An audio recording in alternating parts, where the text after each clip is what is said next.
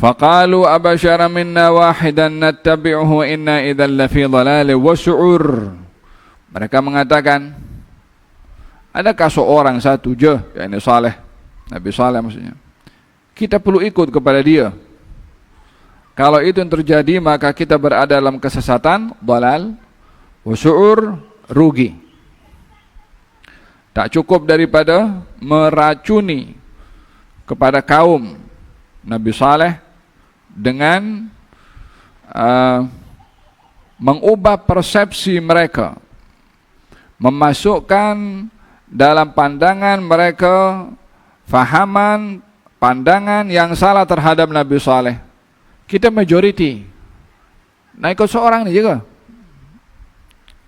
Kalau kita yang ramai ini ditinggalkan dan ikut seorang saja, maka kita akan menjadi sesat dan juga akan menjadi orang yang rugi.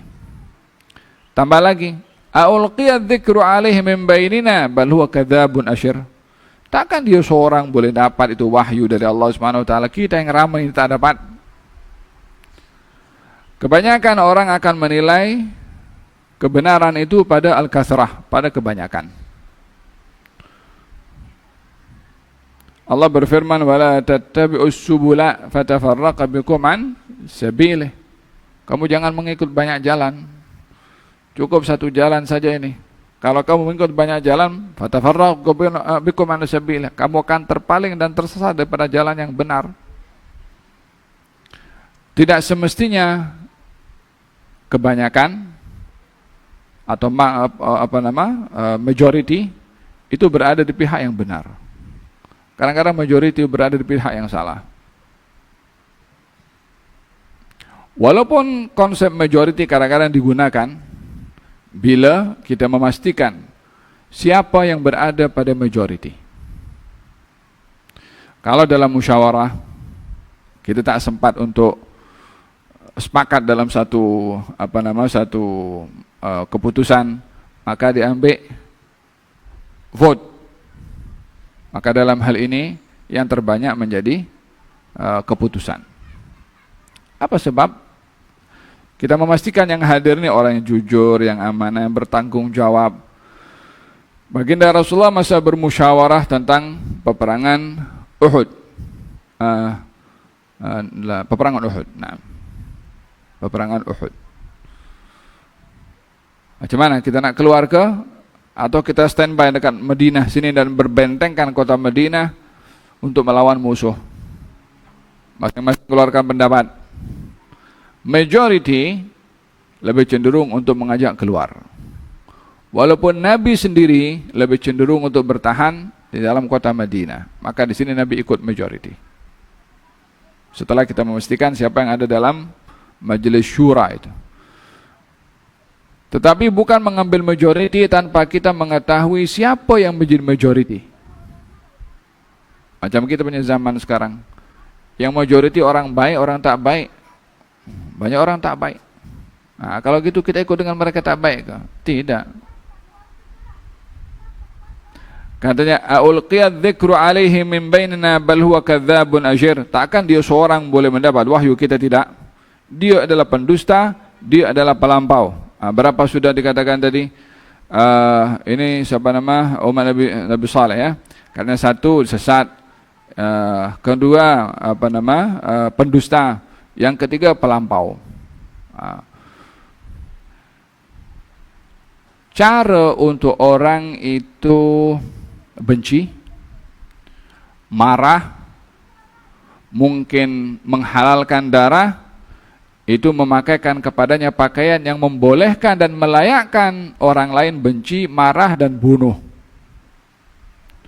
Supaya yang marah tidak merasa bersalah ketika marah, yang benci tak bersalah ketika membenci, yang membunuh tidak bersalah ketika membunuh, setelah yang dibenci, yang dimarah, yang dibunuh dilabelkan dengan label yang layak untuk dimarah, dibenci dan dibunuh.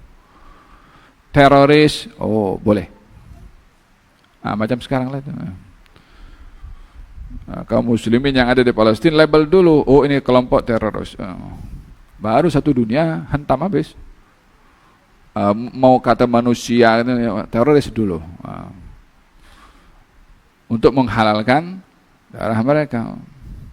Pelampau dikatakan ini pendusta, untuk kita tidak percaya. Dikatakan ini pelampau supaya kita boleh mengambil tindakan. Dikatakan ini pembunuh, untuk kita boleh lawan dengan dibunuh. Itu terminologi yang dibuat oleh kaum-kaum terdahulu terhadap nabi-nabi mereka, dan itu adalah cara yang sama digunakan oleh orang-orang kafir yang membenci kepada kaum muslimin di zaman kita sekarang. Labelity dulu. Oh, ini puak-puak, ini apa namanya, puak-puak tarekat ini. Lalu tunjuklah tarekat-tarekat yang tak baik, yang menyongsong apa semua kan. Tarekat macam ni. Sehingga semua yang namanya tarekat kena hantam habis. Yang dimasukkan dalam YouTube, yang dijadikan sebagai hujah kepada yang mereka tidak suka dengan tarekat, maka diambil contoh-contoh YouTube kepada golongan tarekat yang jungkir balik, yang buat benda-benda melampau. Tak ditunjuk yang baik-baik macam antum semua ini. Hadza create persepsi pada masyarakat untuk membenci.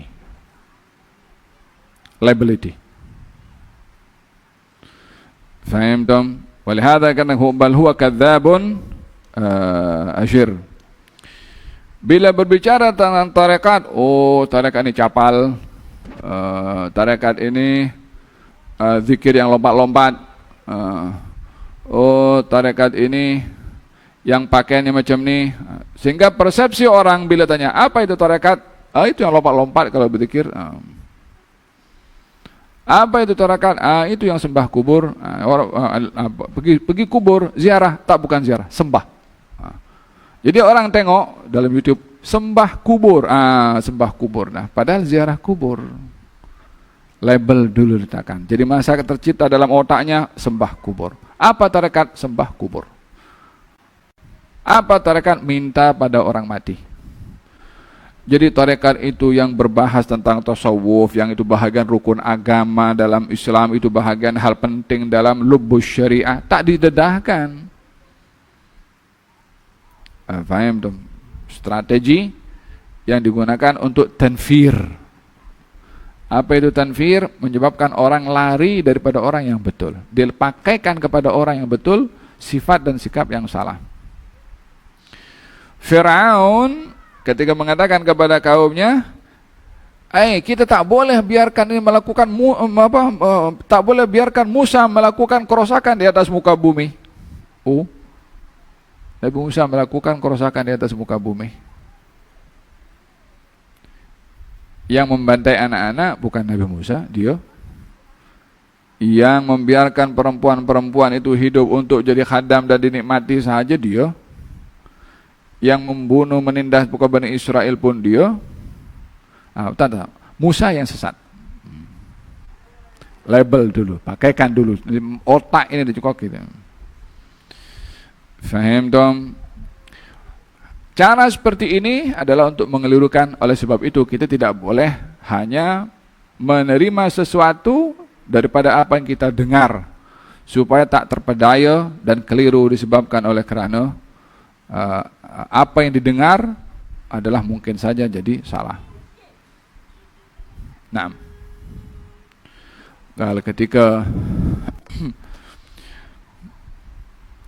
Ali Zainal Abidin dibawa daripada Karbala setelah peristiwa pembantaian Karbala, maka masuk di Baghdad. Di perjalanan itu macam dirantai semua. Kemudian orang-orang di sana memaki Hamun. Memaki Hamun. Kamu adalah pemberontak, kamu adalah begini, kamu. Kemudian dia berhenti dan bertanya, ya fulan, kamu baca Quran ke? Katanya. Kalau ya baca Quran. Kalau kamu baca dalam surat Al-Ahzab itu, innama yuridullahu lidhibankum rijsa ahlal baiti wa tahhirukum tathira. Katanya, ya itu adalah keluarga Rasulullah. Kamilah keluarga Rasulullah. Hah? Ternyata orangnya korban informasi. Dikatakan yang datang ini pemberontak, pengacau, ingin mengambil. Tak diberitahu kalau itu mereka adalah daripada ahli keluarga Nabi Sallallahu Alaihi Wasallam. Dok maki hamun habis menghalalkan. Ulah daripada orang yang memainkan, mencipta opini pada masyarakat.